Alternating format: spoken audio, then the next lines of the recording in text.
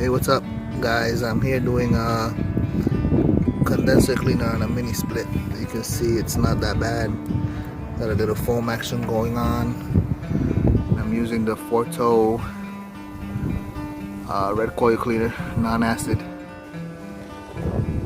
Here I have my little makeshift jet coil power washer, and it's on a transformer, right? It's electrical. I don't have any battery powered here, so let's show you guys how this works and what I use.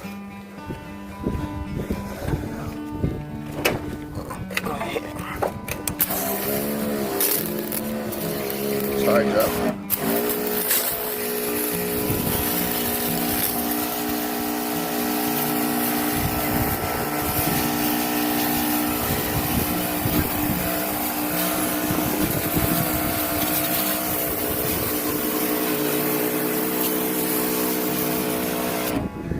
So that's what I use, guys.